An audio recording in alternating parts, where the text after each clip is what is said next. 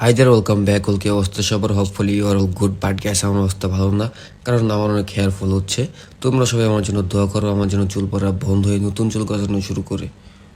Anyway আমার এক friend আছে, সিয়াম, ওর লাগে বাসা থেকে বের হলে ইউ প্রত্যেক দিন লেট করে আর আমার প্রত্যেক দিন দাঁড়ায় থাকতে হয়।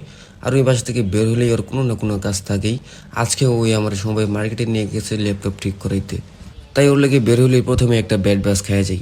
তারপর সমবায় মার্কেট থেকে বের হয়ে একটা রিক্সা নিয়ে আমরা কালীবাজারে যাই। আর গেছে আমি কালীবাজারে আসি কদু তেল কিনতে। হ্যাঁ, আপনি ঠিকই শুনছেন, আমি কদু তেল কিনতে আসছি। কারণ ডক্টর তাসনিম যার এক ভিডিওতে বলছে কদু তেল নাকি চুলের জন্য খুবই উপকারী, তাই ভাবলাম ট্রাই করা যাক। তারপর তেল কিনে আমরা মিস্টার ফুচকাতে ফুচকা খেতে যাওয়ার জন্য প্ল্যান করি, কিন্তু রিক্সাওয়ালা আমাদের ভাব বাইরে গেছে পূজার কারণে, ওদিকে কেউ যাইতে চায় না। আর এই পোলা রিক্সা ছাড়া যাইবই না, দেন আমরা অনেক কষ্ট করে একটা রিক্সা পাই।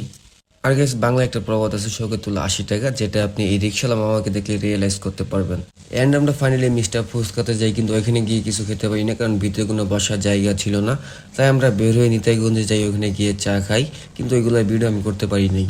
তারপর আবার আমরা 9:30টায় মিস্টার ফুচকাতে আসি। অ্যাকচুয়ালি আমার ওদের দই ফুচকাটা কয়েকদিন থেকে অনেক খাইতে মনে চাইছে, আর টাকার কারণে নিজের রুহুরে কষ্ট দিয়ে লাভ নাই, তাই ভাবলাম আজকে খাই যাবো।